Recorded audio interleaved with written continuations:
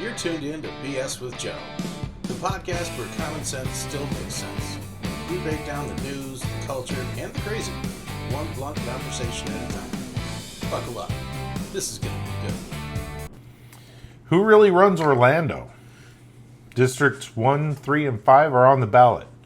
Orlando's growing faster than most any city in the country. The question is, do we own that growth, or do developers and lobbyists? District 1, 3, and 5 decide the answer, and the nation won't fix itself if we can't even fix our own block. Yeah, you may not know the names: Jim Gray, Tom Keene, Maria Tana, Roger Chapman, Shane Rose, and Regina Hill, but you will feel their decision in traffic, housing, school, and safety. Tonight we're cutting through the noise and telling you who's really on the ballot. Quick note, before we dive in, you'll hear us focus on Orlando City Council's District 1, 3, and 5. That's because these are the only cities seats on the ballot in 2025. Kissimmee, St. Cloud, and most of Osceola County, they had their elections last year. The Orange County Commission races are on a different cycle. Right, so if you live in the city of Orlando, these are the races that decide your neighborhoods this November. If you're in the county or down in Kissimmee, your turn comes up on the even year cycles. In other words, the spotlight this fall is squarely on Orlando's council. And that's where we're staying tonight. So District 1 covers Lake Nona, the airport area, and Innovation Way, the growth engine of Orlando. 3 names are on the line. Jim Gray, he's the incumbent since 2012. Commercial real estate executive, pragmatic businessman, pro-growth, heavy on development experience. His Q2 fundraising around $54,000. Tom Keene, retired naval officer, briefly a Florida House representative. Backed by Florida unions and focused on neighborhood services, safer streets, independence from Tallahassee. He raised about $10,000 last quarter. Sunshine Linda Marie Grund is a realtor, previously ran for supervisor of elections. She's running as a non-party candidate emphasizing transparency and accountability. She doesn't have any significant fundraising to report. The choices here are consistently Continuity. The choices are continuity versus neighborhood challengers versus outside voices. Right. The pressure point is Lake Nona exploding growth, the infrastructure, traffic, and how quickly services will catch up to that growth. Right. Lake Nona's growing like crazy. Mm-hmm. And then District 3 is wide open. Roger Stewart is retiring after nearly 2 decades. The race started with 6 candidates, but is now officially down to 5. Here's the roster. Roger Chipman, transportation executive, son of former Mayor Linda Chipman, entered late, but raised over $118,000 fast, backed by firefighters. That's a lot of money for a race like this. Yeah, how quickly he got it, too. Maria Tana, the city grants manager, oversaw about $275 million in grants. She's endorsed by Ruthless Florida, Florida Now, and Young Democrats.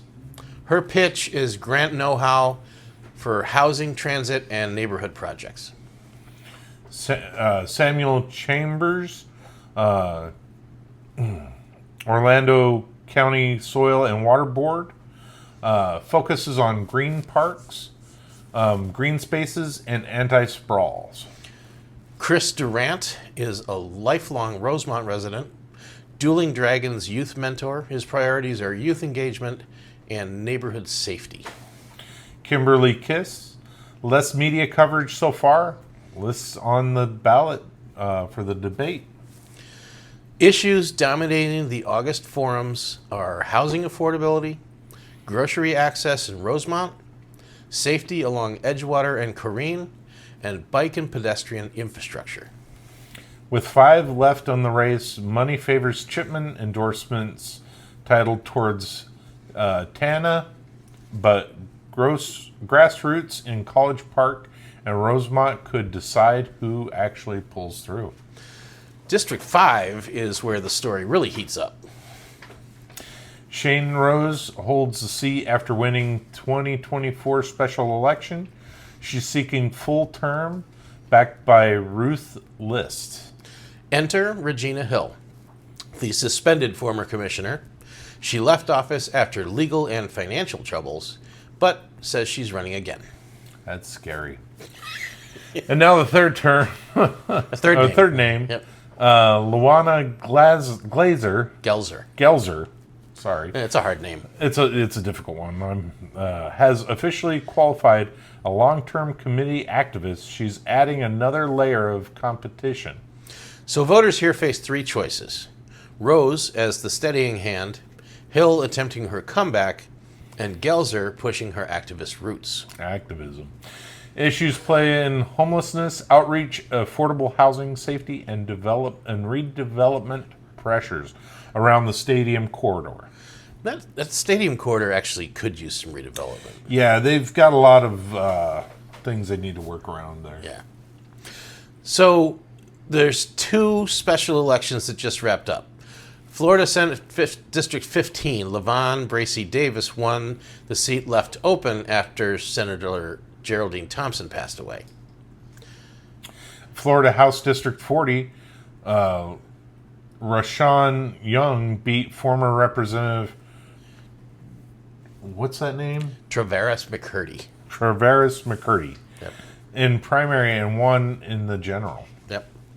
These results matter because Orlando's city council leans on Tallahassee for grants, earmarks, and legislation that shapes city budgets. Yeah. For 2025, Osceola County looks quiet. Most county offices run on even years. No major county-wide races are scheduled. Keep an eye on Kissimmee and St. Cloud governments, though, because growth and development fights can spark surprise municipal races. One more content note. Orlando's 2025 Growth Management Plan refresh is beginning to adopt this month. Right. That plan lays out the city's vision for housing, transportation, and land use, and economic growth. And whoever wins Districts 1, 3, and 5 will be the first council members tasked with putting it into practice. So these raises aren't just about who fills the chair. It'll shape how the growth plan actually hits our streets. Exactly. Local elections aren't pothole politics, they're power politics. They decide growth, schools, housing, and policing. Yeah, if the nation broken, fixing it starts block by block. Orlando's ballot in November is where national change begins. So pay attention to the names, look past the yard signs, ask who's funding them, what they're actually delivering, and how they answer when they're pressed. I'm Brad. I'm Joe. We'll see you next time. See ya.